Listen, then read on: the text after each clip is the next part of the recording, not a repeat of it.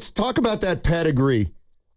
Nick Friedell, the Athletic, on does championship pedigree matter? I think it matters a lot, Sammy, and here's why. A 16-game player, using Draymond and Steph's description, is a player who's not going to get swayed by the moment. They know that no matter what kind of circumstance they face in any game, they're not going to sit there and go, oh, and go to the corner and just kind of disappear. And we've seen it far too many times with a vast variety of different players across the league. When you have a player that isn't afraid to play at a different level and can raise the level of his own game when his team needs him the most, you have a guy who fits and can help you win at any time. That's Nick Friedell talking about the Warriors championship pedigree. They obviously have it, and the question is, how much does it matter? I'm a little worried now. Because I called it a legacy game and the Warriors struggle in those? No, it's not about you. Oh. Friedell sounds tired. Nick sounds like he's been going through it this season. I love Nick Friedell. He's a great guy. Man. He's been on the road grinding for 6 months. And if he's feeling it, how are the Warriors not feeling it? You know what I mean? Well, I mean, Steph's workout regimen a little bit different than Nick, so he may be. That's but true. Here's what I think it matters a lot, Sammy, and here's why. I think it matters a lot. I think it matters. And here's why. A lot. I do too, Nick. It's a lot. What was I going to say? Oh, he's also one of those guys. So there are, do you listen to podcasts, Donnie? No. Why would I? All right. Well, this is going to be a short conversation. Just work with me here. Say you've listened to a podcast, or you've listened to an audiobook, right? Joe Rogan. If you listen to an audiobook, have you listened to anything where you can adjust the speed of... No, but I do understand that you can do that. So one of my favorite ways to kind of power through a podcast of it, I'll listen to it on 1.5 or times 2 speed. So they're talking really fast, but your brain can actually catch up quicker than you think. Nick's the kind of guy that, if he's right, that 1 speed, the normal speed, it's flowing, it's moving. But today, you're putting Nick on 1.5. And he's going to be perfect. Nick at 1.5 speed, if you're playing it back, will be absolutely, you will hear every single word. You will digest and comprehend all of it. I'm just saying, moving a little slow today. Well, he'll be ready by 7, though. 7:30. You know how those go. The first game will go long. Well, it'll start 7:15. I don't think they can legally start it past a certain time. I think it's they have 7:20 or something. Well, I think there's a 20-minute grace where you can push it back 20 minutes, but I don't think any longer than that. Okay, we can talk a little bit about this pedigree and this experience, because I never, I believe in it. I think that the Warriors' experience definitely helped them win the game against the Clippers. But, I also know that the Warriors had, championship pedigree back in 22-23 when, let's say, they played the Lakers in Game 6 and they just didn't have anything. I just thought they were gassed and they didn't have anything. And so in those situations, I'm not sure, how much it matters. The Kings game. What year was it where the Kings eliminated the Warriors? 2024. And the Warriors had all the the championships and the pedigree. So I think once you get into a game and maybe it's tight the last 6 minutes, I think the pedigree matters at that point. But you got to get to the point where it's a close game to let it pay off for you, as opposed to just I don't want to say get dominated, but it's why you can't get down and kind of stay down early. Yeah, and it's funny because if you want to talk about pedigree, the Clippers have more than the Suns. I mean, Kawhi is a killer. Kawhi is a proven postseason performer. And I know you hate him, but Brook Lopez is a champion. He was on the 2021 Bucks team, I believe. So he's got a ring. You know, it's one of those things where the Suns are a team that their pedigree doesn't necessarily scare me, but I believe in big moments. I don't think that Booker's going to shy away from that. I think that Brooks wants the pressure. Jalen Green's the guy that I wonder if he's been able to turn the corner this season because, and honestly, if anybody on that team, Jalen Green should be the guy that wants to have a big game tonight because he stunk in the series last year when he was with the Rockets. I think he shot like 37%, below 30 from three. He had one big game. The only game where he played well, I think, was it game 2 in Houston when they blew out the Warriors? Whichever. I feel like it was game 6, but I could be wrong. I'm going to look right now, Evan. I mean, overall, I think he had one 30-point game. It was game 2. You were right. Yeah, and it was in a blowout. So Jalen Green's a guy that I'm not so sure that he's ready for this kind of moment. Like in a way, Jalen Green is the guy that could absolutely shoot the Phoenix Suns out of this basketball game. Like I may be weird on this, but in a way, I kind of want him to make his first 2 shots if I'm Golden State, because then he's going to be feeling himself. He's going to be feeling like it's his night, and he's not a dude that I believe makes his teammates better. And just because, against Portland, he had 35, and they gave him the ball last possession. I didn't feel like he was going to make that shot. And he got a decent look from 3, but he clanked it, and then Portland goes down and makes it a 2-possession game. So Jalen Green's the guy that, to me, is kind of who the Phoenix Suns need the most tonight, because I feel like if the game's in the balance, they trust Book, they should trust Brooks, and obviously the Warriors trust their guys. Yeah, I'm looking at Jalen Green's box scores from last year's playoffs against the Warriors. Game 1, he was 3 for 15, finished with 7 points in 30 minutes. And game 2 was the big game. That's where he had 38. He was 13 for 25, including 8 for 18 from three-point range. But then he was 4 for 11, 3 for 8, 3 for 8, 3 for 11, 3 for 8. So he had 3 games of 3 for 8. I kind of think, I agree with you. Like, this is where we find out if he's still kind of a nitwit. You know what I mean? Like, I felt like in the playoffs last year against the Warriors, he just didn't not belong, but he kind of didn't get it. He wasn't ready yet. Yeah. And he was a good player for them. I think he played all 82 games, played a lot of minutes. You know, he has been a pretty sturdy guy outside of this season in his career. But it's just one of those, like, this is the kind of game where Jalen Green might be too immature.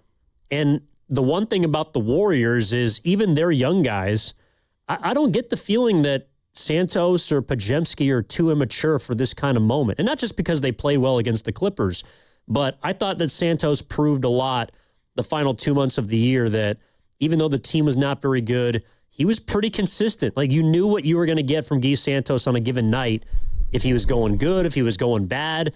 And Green's the kind of dude that I think Draymond could absolutely get into his head again. You remember last year in the playoffs when he was telling him, go paint your fingernails, you know, all that kind of stuff. Right.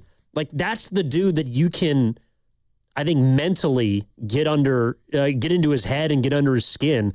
Whereas the rest of the guys for Phoenix, to me, I don't really think they're going to, cower if the Warriors trying to play those sort of games. No, and this is, to me, this is a fun game to check out how guys approach it. And, I am interested to see how Devin Booker plays tonight.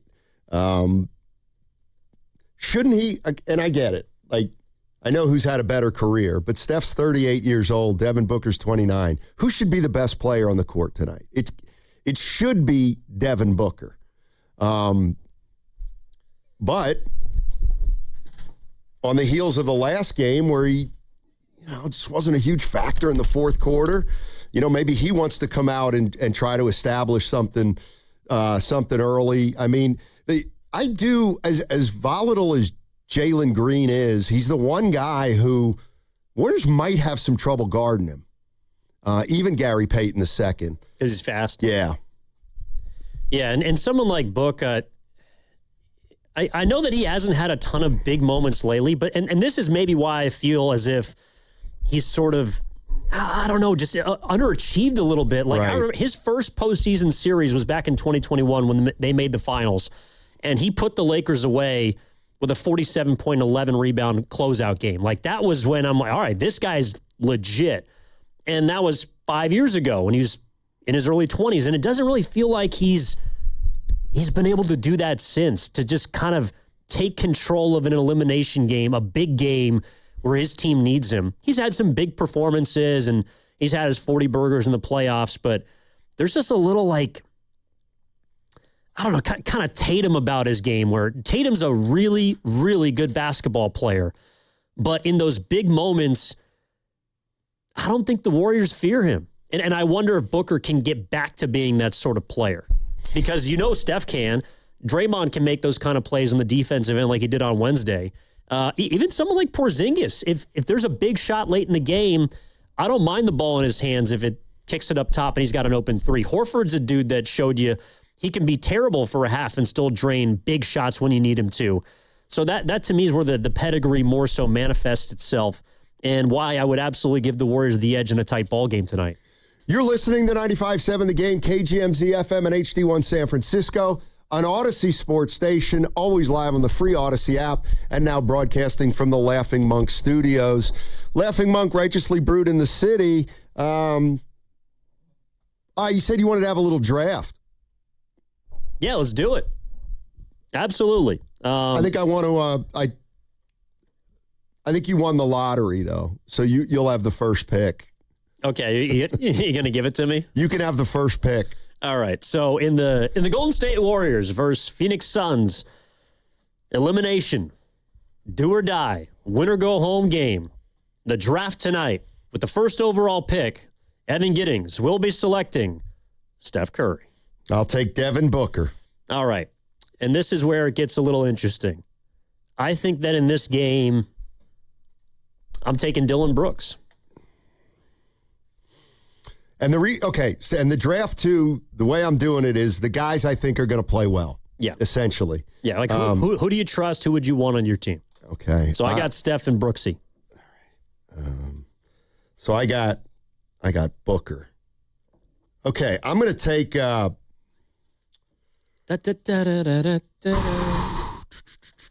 it's getting tough, ain't it? It is.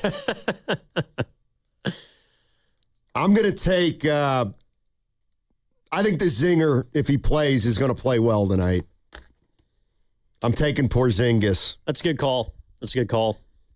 That's where I was probably going next. I will take Draymond Green. I'll take... By the way, I don't know if we're going 8 deep in this one, but I'm just going to round out the starting 5. How about that? Okay. I'll take... Al Horford or Royce O'Neal. I'll take Al Horford. I'm not crazy about O'Neal. I know he's made some shots against the Warriors, but... He's hurt him.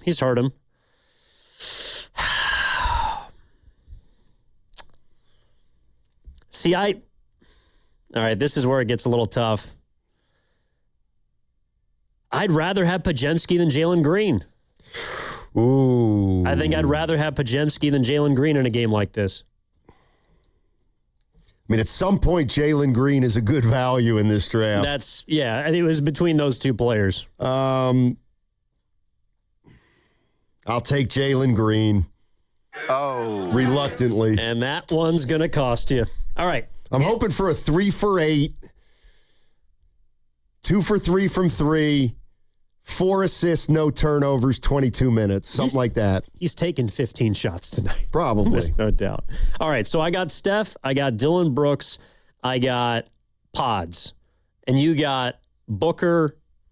No, sorry. I got Curry, Brooks, Green, and Pods.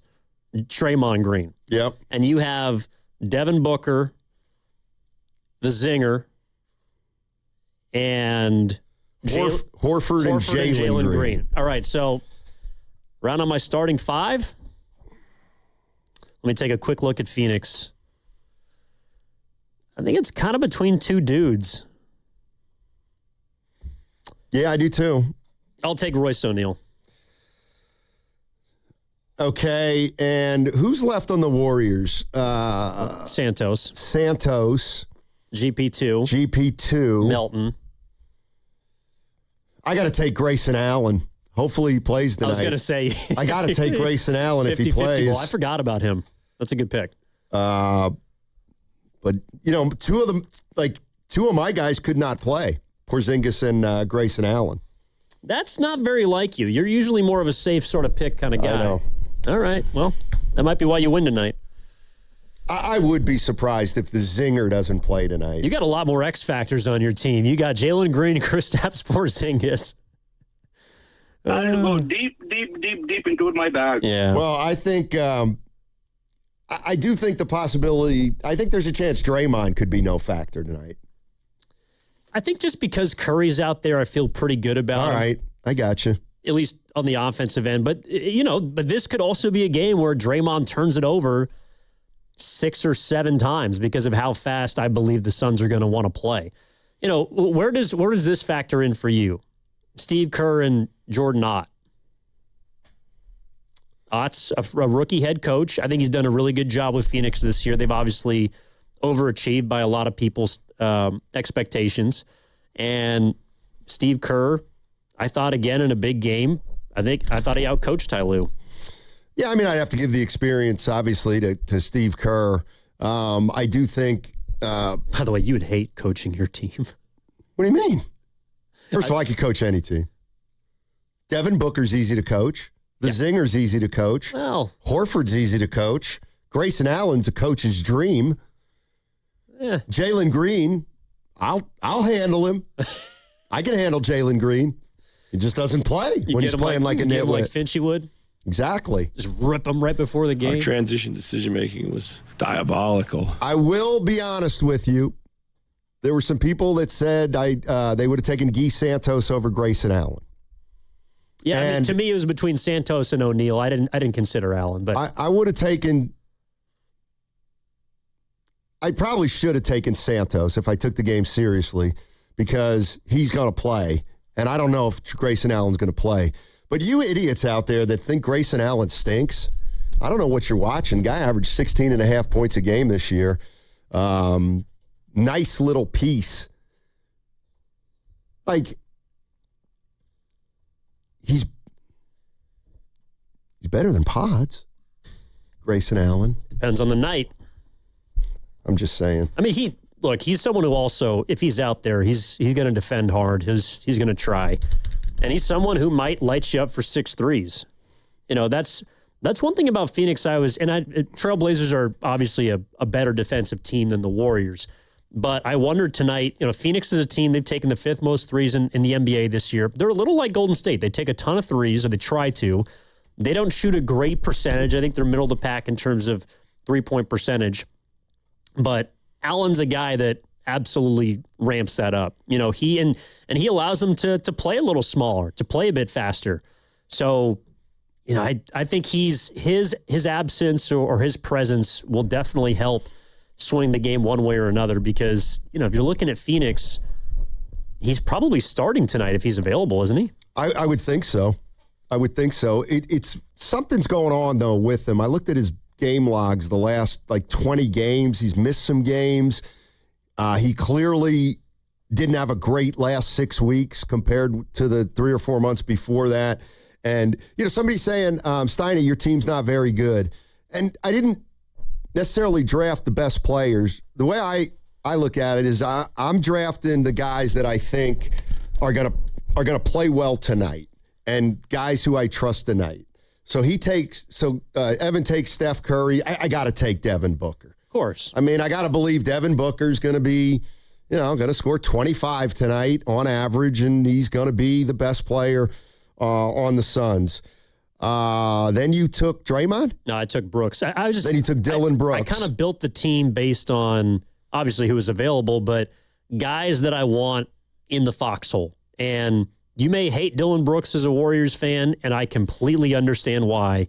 But if you're going into a game where you got to have it, of the 10 players available on the board, to me, he's top 3 or top 4. Yeah, and I feel, and I would have picked Porzingis or Horford second. I picked Porzingis because I think he can be a more dominant player, a more impactful player than Horford on balance. But I have Horford on my team. I trust him in this game. I picked Jalen Green because I kind of had to, because he got low on the totem pole, but he's still ahead. Shut up, Clay. Yeah, by the way, Is that Clay? I think that's Clay. Ish? No, I think that might have been a caller. By the way, So I got Draymond and Brooks. Yeah, you're done. Your guys are going to be so in their heads, it's not even funny. Brooks is taking Jalen Green out or Draymond, and I'm sicking the other one on Allen. Both of them are going to be no factor. If Jalen Green plays well, the Warriors are in trouble. Well, or I should say, shoots a nice percentage, they're in trouble. That's true. All right, 888-957-9570 is the number. Getting you ready for elimination game tonight. Big game. Do the Warriors make the playoffs or do they miss the playoffs? It all comes down to tonight's game in Phoenix. We'll see. And we will see. We will see, but it's going to be must-watch TV. It's